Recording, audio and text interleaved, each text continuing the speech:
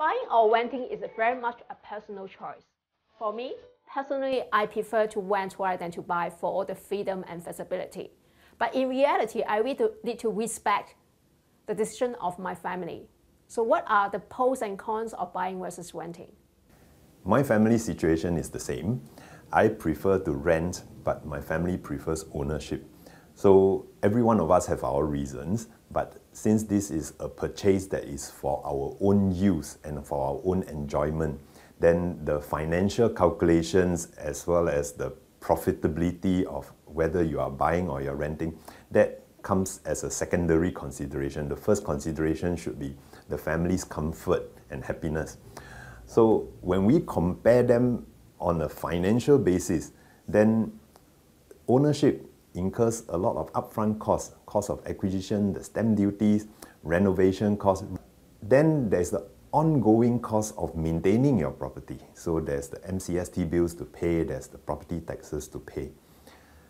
Upfront cost itself could be equal to maybe 2 to 3 years of rental. If you are able to rent a property at 2% per annum yield, for example, those that are in districts 9 and 10 freehold, the 4% stamp duty that you pay is actually equal already to 2 years of rental if the annual rental returns is just 2%. In the case of rental, the cons would be that there is not so much stability. In case your owner decides that he would need to use the property, he might serve you notice to quit at the end of your tenancy agreement, or your owner might, in the middle of your tenancy period, decide that he wanted to sell his property, and then he'll be organizing viewings for people to come and look at the property. That may disrupt your family's peace and enjoyment. So for those who are looking at staying at a place for 10 to 15 years and without disrupting too much of the family, the stability of a home ownership outweighs the rental part of the equation.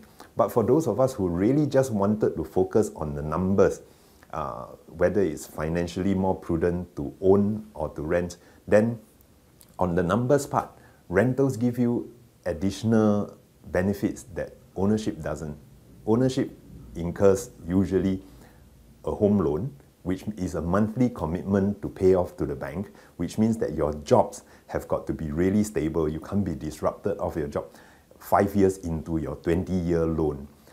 Secondly, ownership also requires most of us to take out money from our CPF to put into the home as equity, but that CPF that is taken out immediately stops earning the 2.5% annual interest that CPF would be paying us.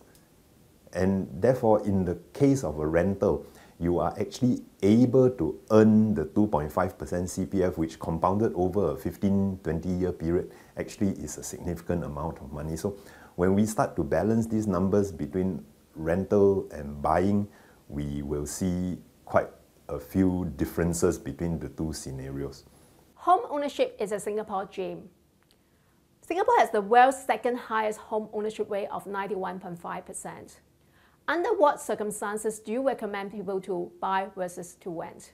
We are running a workshop in May where we will be sharing an entire spreadsheet with the two scenarios. One scenario showing a 5-year ownership, another scenario showing a 5-year rental for a same family who is considering renting or owning. And in that spreadsheet, we will run through all the costs and benefits of both scenarios, and we would then help investors and homeowners to understand what is the pros and cons of ownership versus renting. All the cost items, all the revenue items would be available for calculation. In the case of rental, the additional benefits would be that you are only paying out the money not in one lump sum. Although you are not able to use CPF to pay your rentals, the cash that you have on hand would be paid out on a monthly basis without having you to also pay the property taxes and the MCST fees. And those fees and charges, including property taxes, may increase over the next few years, but your rental agreement has already locked in your rents for 2 years at a stretch. So we will be comparing these scenarios.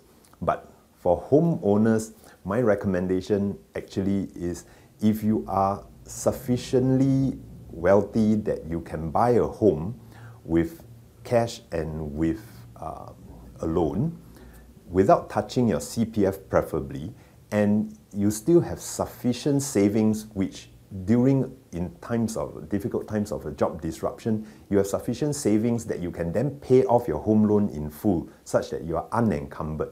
Then such types of home buying investment would be most prudent, because with the technology disrupting our jobs these days, we don't know when we have our income being stopped. But most homeowners today are not thinking that way. For people who are buying their own homes, they're thinking that, well, I can use $500,000 to buy my home with another $500,000 of loan, but the other $500,000 that I have, I'm going to put it into an investment property. Now that is really doubly overstretching it. Firstly, you're stretching on the one hand your own owner-occupied home with a loan, where in case of a job disruption, you are unable to satisfy the monthly mortgage payments. On another hand, with your spare cash of $500,000, you're going to be taking another loan to buy an investment property. Now, when the market crashes, not only will your salary be disrupted, your tenants may not be able to pay you rentals, and your tenants might start to quit on you as well. So you are having to then service 2 home loans, while at the same time your income streams are being stopped. So that would be a situation that would totally discourage. For the next 5 years, do you recommend people to rent or to buy, and why? Within the next 5 years, given the current situation of apparently a little bit of an oversupply, where rentals are still sort of declining in the overall trend, we think that the argument for rental would be stronger. And in fact, that turns out to be so, especially if we included the upfront cost of acquisition of the stamp duties, as well as your renovation costs. And then interest expenses in the next 5 years are probably going to be higher and higher, given that the very low period of interbank rates are probably over. So ownership costs may be increasing, while the cost of rentals in the next 5 years may be decreasing with all these oversupply worries. So the argument for the next 5 years seems to be leaning towards rentals. But again, we welcome learners to join our workshop so that we can look through the spreadsheet and look at the details of whether ownership is beneficial versus rentals. Over the next 5 years, if we see a situation where during economic disruption that home prices come down much faster than rentals are, in that case, that could mean a buying signal where ownership then outweighs the benefits of renting.